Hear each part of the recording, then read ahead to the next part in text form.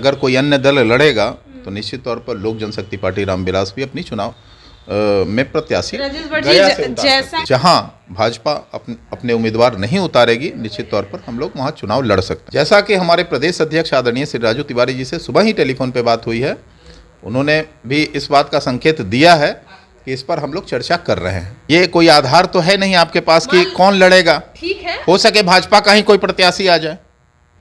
अभी ये सब कुछ भविष्य के गर्भ में है, हो सके कल भाजपा ही आज जो है अपने उम्मीदवार उतारे, तो फिर तो ये प्रश्न ही खत्म हो जाता है। नमस्कार, आप देख रहे हैं लाइव बिहार, मैं आपके साथ रूपम। बिहार विधान परिषद के लिए स्नातक और शिक्षक का जो चुनाव होने वाला है, आपको बता दें कि 5 सीटों पर यह चुनाव होने वाला है, जहां पे 4 जगह मुख्य चुनाव और 1 उपचुनाव होने वाला है, जिसके लिए सभी पार्टियों ने अपने अपने कमर कस लिए हैं और कल सभी पार्टियों ने अपने अपने उम्मीदवार के नाम भी घोषित कर दिए हैं। वहीं पर अगर बात हम लोजपा रामविलास पासवान की पार्टी की करें, जब हमने इनसे भी सवाल किए थे कि क्या आप लोग भी अपना उम्मीदवार घोषित कर रहे हैं या नहीं, वहाँ पर चुनाव लड़वा रहे हैं या नहीं, तो इन्होंने कहा कि हम भी अपना प्रत्याशी उतारेंगे। चलिए हम बात करते हैं लोजपा रामविलास पासवान की पार्टी से। हमारे साथ राजेश भट्ट जी हमारे साथ जुड़े हुए हैं।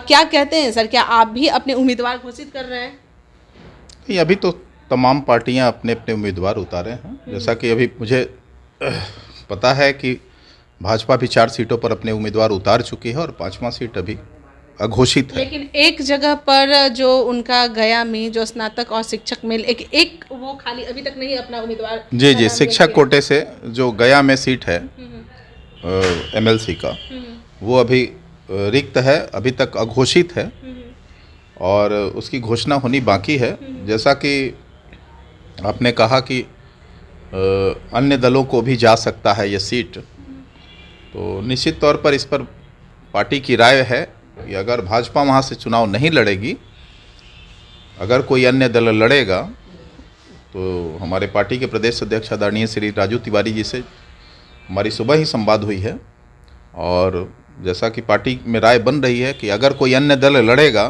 तो निश्चित तौर पर लोक जनशक्ति पार्टी रामविलास भी अपनी चुनाव में प्रत्याशी जैसा कि आप कह रहे हैं कि कोई अन्य दल लड़ेगा, यानी कि आप लोगों को अभी तक वहां से ये प्राप्त नहीं हुआ है, वो लोग बीजेपी वाले आपको मतलब टिकट नहीं दे रही है, कहने का यही अर्थ है? ऐसी बात नहीं है, तभी तो आपको नहीं पता है। ऐसी बात नहीं है। मैं ये कह रहा हूँ कि अगर बाहर कोई और अन्य दल लड़ेगा उस सीट पर, तो निश्चित तौर पर हम लोग प्रत्याशी उतारने पर विचार कर सकते हैं। हमारा पार्टी के राष्ट्रीय अध्यक्ष इस पर अंतिम निर्णय लेंगे।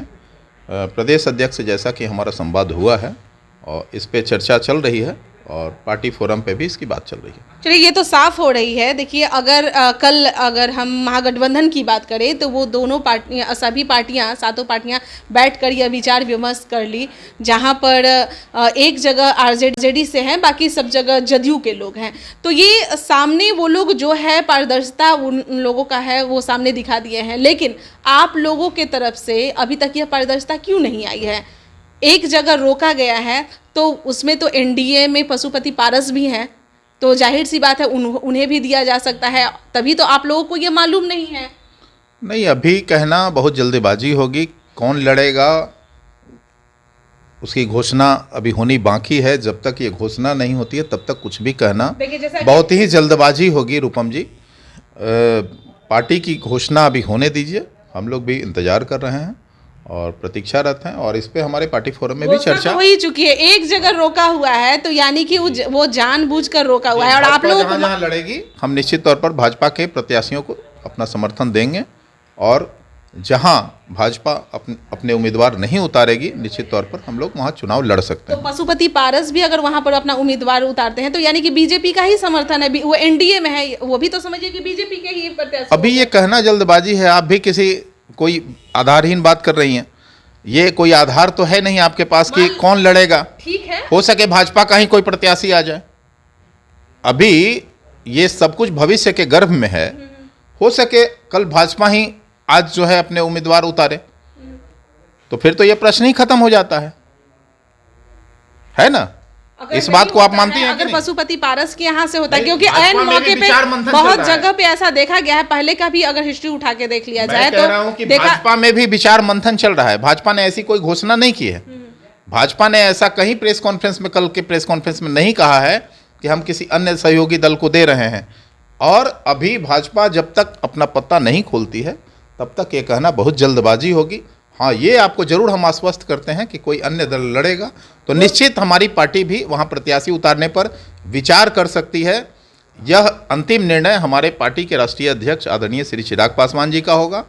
जैसा कि हमारे प्रदेश अध्यक्ष आदरणीय श्री राजू तिवारी जी से सुबह ही टेलीफोन पे बात हुई है, उन्होंने भी इस बात का संकेत दिया है कि इस पर हम लोग चर्चा कर रहे हैं। घोषणा होने के एक या दो दिन पहले ही संजय जायसवाल चिराग पासवान के आवास पे वहाँ पर दिल्ली में मिलने जाते हैं और उसके बाद यह घोषणा हो रही है। यानी कि एक दिन पहले जो मुलाकात हुई तब भी यह नहीं पता चला कि हाँ मेरी क्या पार्टी को वहाँ पर टिकट मिलेगी या नहीं मिलेगी। देखिए, व्यक्तिगत मुलाकात को आप लोग राजनीतिक मानती हैं। दिक्कत यही है, राजनीतिक और सामाजिक जीवन में एक दूसरे से सभी की मुलाकात होते रहती है और इसको कतई ये नहीं समझा जाना चाहिए कि ये राजनीतिक मुलाकात है, ये किसी उद्देश्य से मुलाकात है। ऐसी कोई संभावना व्यक्त नहीं करनी चाहिए। व्यक्तिगत संबंध होते हैं राजनीति में भी, और राजनीति में इससे ऊपर जो है मिलने मिलाने की कवायद जारी रहती यानी है। कि पशुपति पारस को यह टिकट दिया जाता है, वो अपना कैंडिडेट उतारते हैं, तो आप लोग अपना अलग कैंडिडेट उतारिएगा। पार्टी इस पर निर्णय करेगी। पार्टी के राष्ट्रीय अध्यक्ष आदरणीय श्री चिराग पासवान जी का निर्णय जो है वो सर्वोपरि होगा, और ऐसा कुछ भी होता है तो हम आपको अवश्य शीघ्र ही आपको सूचना देंगे, पहली खबर आपको देंगे। चलिए, पहली खबर आपको देंगे। हालांकि आपने सुना ही कैसे ये उपचुनाव जब हो रहा था, कुढ़नी हो या मुकामा हो, उस समय ही भी एक दिन पहले तक यह लगातार यही कहते रहे थे कि हम भी अपना उम्मीदवार उतारेंगे, लेकिन उम्मीदवार इनका नहीं उतरा। समर्थन यह बीजेपी को देते रहे। लेकिन अभी जहां तक अगर बात हो रही है तो गया में एक जगह का जो सीट है वह छोड़ा गया है।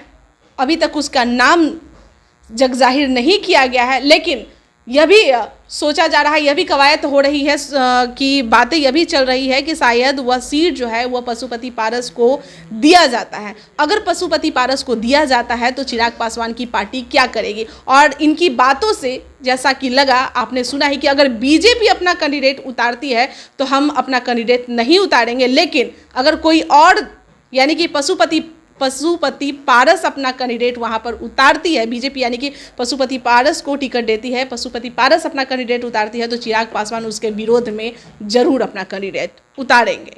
चलिए, अभी के लिए इतना ही। बने रहें आप लाइव बिहार के साथ। धन्यवाद।